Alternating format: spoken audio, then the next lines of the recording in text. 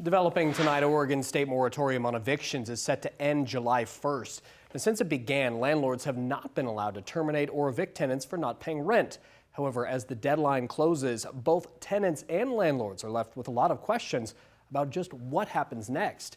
NBC5's Miles Federici explains. Nobody really understands what's happening. We don't have clear numbers. We don't have clear data. The Community Alliance of Tenants believes hundreds of thousands of tenants across Oregon could face eviction once the state's moratorium ends at the end of June.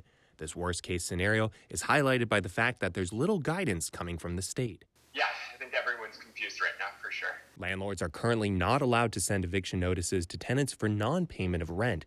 One landlord with Siskiyou Enterprises in Grants Pass says it's allowed some people to avoid paying rent when they can.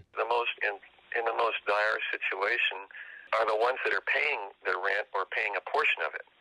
So, and then we have the opposite situation where we have people that are working full-time that haven't paid their rent. With landlords' hands tied, some are calling for an end to the moratorium now.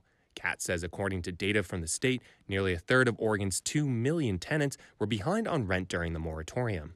I mean, the big hope is that we're going to figure something out, like an eviction program that pays rent into the court, that there's some sort of action to prevent these evictions from happening in the first place. Both landlords and tenant organizations have their own ideas on how this issue can be unraveled, whether that means evictions are sent out or rent is covered by the government or another third party.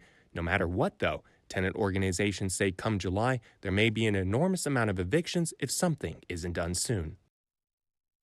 In Medford, Miles Federici, NBC5 News. The state has so far not released any guidelines for what landlords and tenants should do once the moratorium ends. It also hasn't said whether or not the moratorium could be extended. Tenants who have not been paying rent and don't pay July's dues may expect to see a 72-hour notice by the first week of July.